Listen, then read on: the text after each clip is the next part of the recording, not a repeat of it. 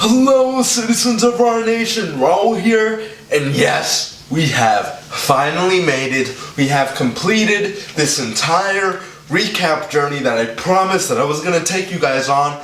Today, we are going to be talking about Star Wars, The Force Awakens. And I just gotta say, man, the hype leading up to The Force Awakens was unreal. Seeing Star Wars The Force Awakens in theaters for the first time was by far my favorite movie-going experience that I've had in my entire life thus far. I was at the very first screening of the film at its Thursday night premiere, and I got there several hours before the movie even started because at the time, none of the theaters around me had reserved seating. Now they do, but you know, back then they didn't, and there was no way in hell that I was gonna end up with shit-ass seats for this movie. And I was not the only one who got there hours early. There were already several people sitting in that theater when I walked in, and the buzz was electrifying. The room was full before the previews even started, and there were several kids in the theater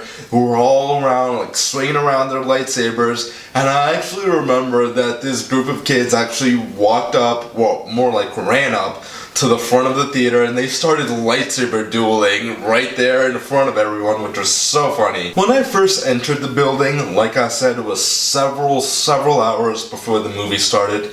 There wasn't that much going on in the lobby yet, but I was actually saving seats for some friends of mine, so when they got there, like, I was so freaking hungry, so I stepped out, and I kid you not, the lobby was crazy. There were people in cosplay all over. The lines were insane. I waited about 45 minutes in the line for food, but then I looked at my watch and I was like, oh my god, the movie is about to start soon. So I walked out of the line without even getting anything. I was like, fuck it, I'm going to endure this movie on an empty stomach, because that is what I must do. Then I get back in the theater, watch some previews, and then it begins. The Lucasfilm logo comes up, and then a long time ago in a galaxy far, far away, and then boom, the crowd goes nuts. And that energy, man, that energy, it pretty much stayed at the same level throughout the entire duration of the movie. The crowd was cheering and getting excited at all of the appropriate parts, and it was a wild ride. And by the time the credits started, I felt so overwhelmed. But I mean that in the best way possible. When the credits started, like, obviously people started getting up and leaving the theater. That is after they cheered for it, of course. But me, like, I just sat there for a good couple of minutes because I needed to take this all in. And no exaggeration, this is what I was sitting like in that theater as everyone was leaving. I was like...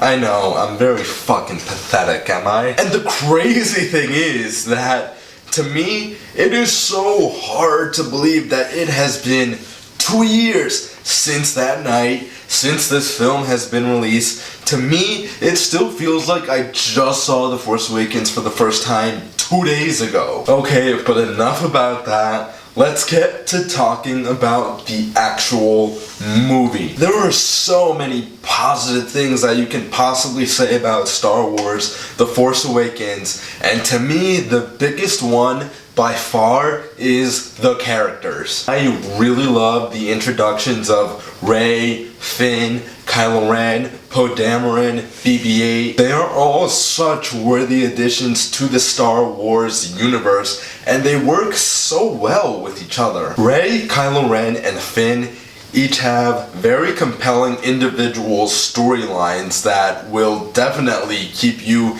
entertained and invested, and this film is really just about the three of them. Rey is a scavenger who has been on her own for pretty much her entire life, and she longs for something more. This film is really about her discovering her abilities in the Force and trying to find her place in the universe. Finn is someone who was torn away from his family at a very early age, and he has been trained to become a stormtrooper and kill. And this film is really him about discovering what is right and rebelling against everything that he's been taught and learning to fight for the right side. Kylo Ren was by far the most surprising and the most conflicted character in the film, in my opinion anyway. Leading up to this film, everyone just thought that Kylo Ren was going to be the new version of Darth Vader. I thought that as well. We were completely wrong. He is so different from Darth Vader. He is so layered. He's on the dark side. He is consumed by all of the darkness, but yet he feels the call to the light side, and that is where the conflict within him lies. Do I follow that call to the light side and go back to my family, or do I destroy them completely and remain on the dark side? The cast in the film was pretty fucking perfect. Oscar Isaac played things very smooth and very suave as Poe Dameron, and he was great. John Boyega as Finn, he was a very charismatic and very funny. He was such a joy to watch on screen. Adam Driver as Kylo Ren, he had such angst, and you just couldn't help but wonder what he's going to do next. He was so unpredictable. And Daisy Ridley as Rey is a goddamn treasure. The film also features the return of original trilogy stars Harrison Ford as Han Solo, Carrie Fisher as General Leia, and kind of, sort of Mark Hamill as Luke Skywalker, but not really. All of these characters were so likable, and that is all due to the actors portraying them. The actors themselves had such great chemistry with one another. Even Harrison Ford and Carrie Fisher, neither one of them has done too much acting-wise in the past couple of years, so you might think that they might be a little bit rusty, but no, they really just fit right into their old roles perfectly again, and once again they had that same chemistry that they had in the original trilogy. And of course, Mark Hamill as Luke Skywalker, he literally doesn't do anything the entire movie. He doesn't have any lines.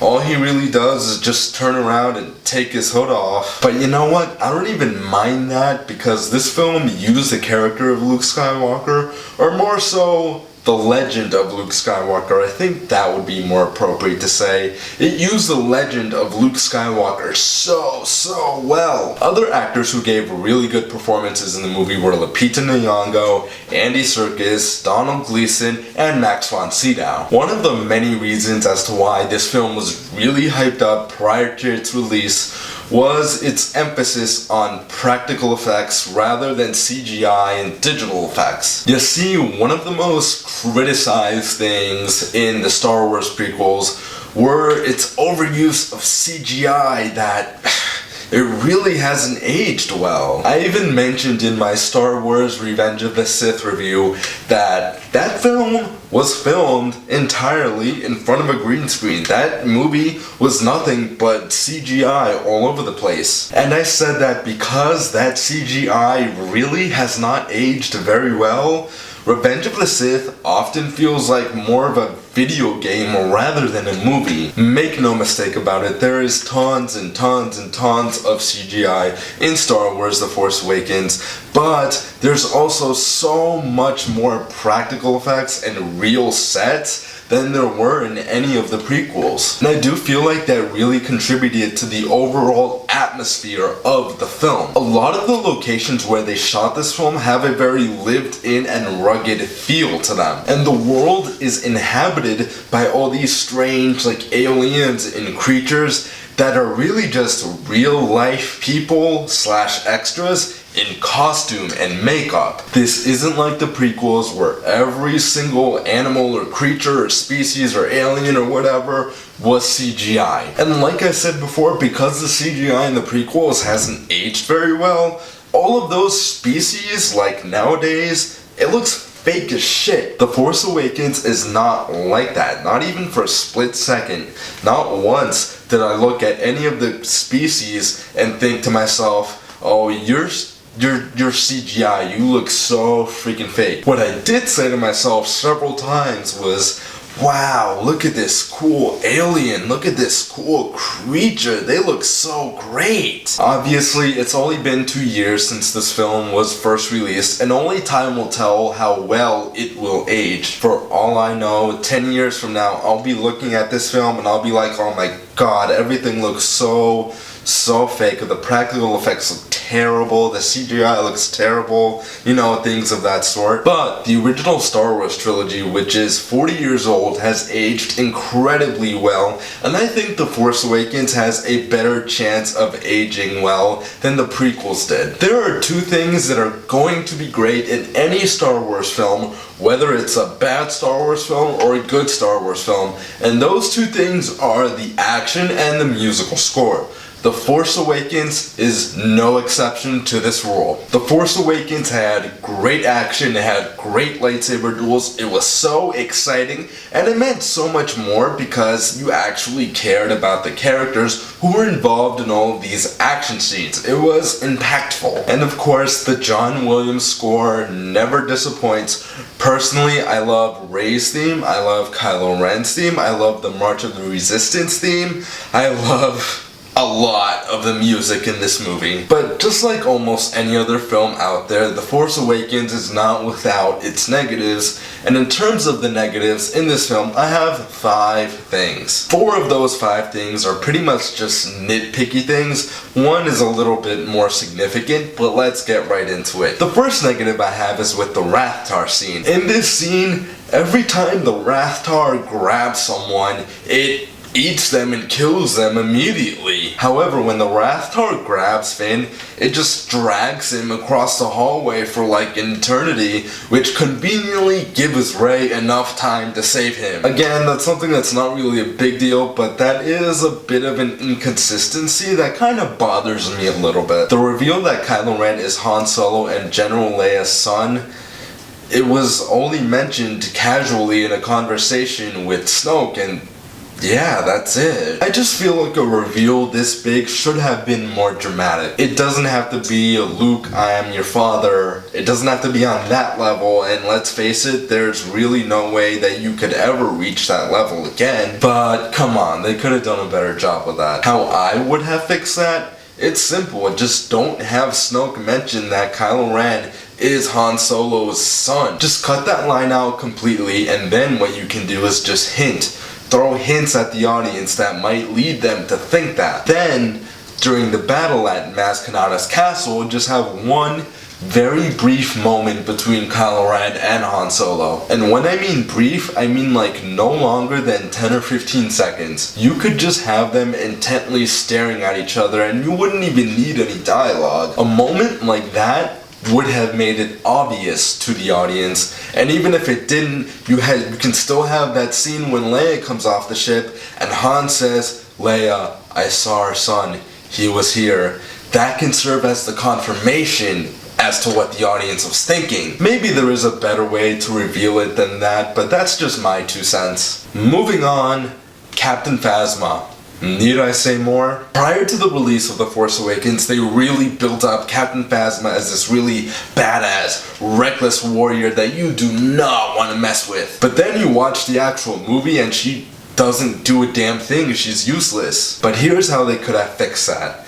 During the battle at Maz's castle, a random stormtrooper comes up to Finn and starts fighting with him. And that stormtrooper wins the fight. He kicks Finn's ass. Now instead of that being a random stormtrooper, replace him with Captain Phasma. And that part at the end of the movie where Finn, Han, and Chewbacca, where they ambush Captain Phasma and they make her open the shields, instead of that being Captain Phasma, make that a random stormtrooper. That is how you could have single-handedly fixed this character. And for the last one, and this is the most nitpickiest of all of them, The Force Awakens is filled with many nods and references to the original trilogy, and most of them worked, but there's one that I don't think it did. At the end of the movie, when Han makes a reference about the trash compactor, it felt very forced to me. It didn't work. How you could have fixed that? It's simple, just cut that line out. Simple as that. On to what I think is the biggest negative of The Force Awakens.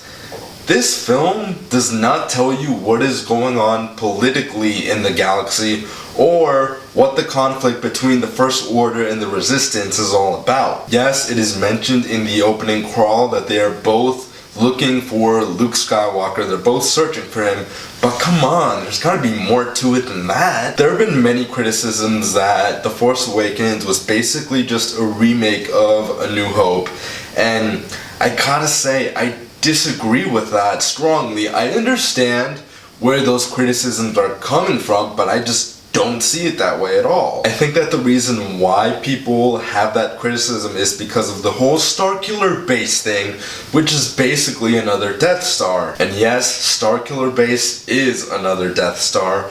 However, the film really doesn't put any emphasis on that at all. You get this one scene where Starkiller Base destroys these 5 planets, and don't get me wrong, that's a cool scene, it's a good looking scene, but emotionally that scene falls flat on its face because they don't even tell you what planets they are destroying, let alone what is their importance. Yes, they do mention after that scene that one of the planets that was destroyed was where the Republic capital was, but that's kind of something that you should have told us before that scene took place in order for that scene to have any emotional impact whatsoever. They have that meeting on the Resistance base on Dakwar where in just 2 minutes they figure out how to destroy the thing and make a plan on how to do it, and then they destroy the Starkiller Base in a 2-minute trench run. For all of these reasons, I have to disagree with the criticisms that The Force Awakens is just A New Hope all over again. However, like I just said, they put zero emphasis on this whole Starkiller Base thing,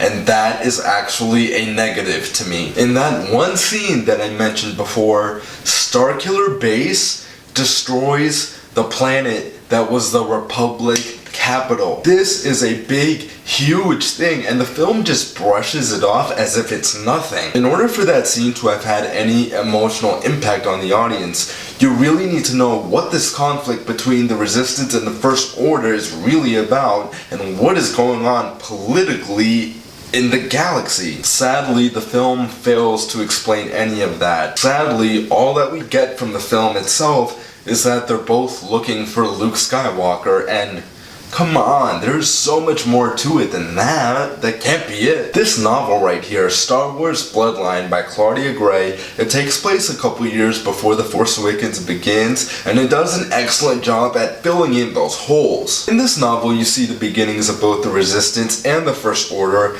and you also see what leads to the conflict that is happening in The Force Awakens. This novel is great. If you're a Star Wars fan, I highly recommend that you read this. It is excellent. However, I do believe that a film should be able to stand on its own 2 feet, and I gotta say, I should not have had to have read this book in order to understand what was really going on in the galaxy at this point. Overall, Star Wars The Force Awakens is a fun, fantastic return to form to a galaxy far, far away. On my rating scale, Star Wars The Force Awakens gets a 9 out of 10. So, Star Wars The Force Awakens, have you guys seen it? Did you like it? Did you dislike it? Do you agree with me? Do you disagree with me? Or do you want to see it? Why or why not? Comment down below, let me know. If you enjoyed this video, make sure you leave a like and subscribe today for more content. Farewell, citizens of our nation. Catch you all next time.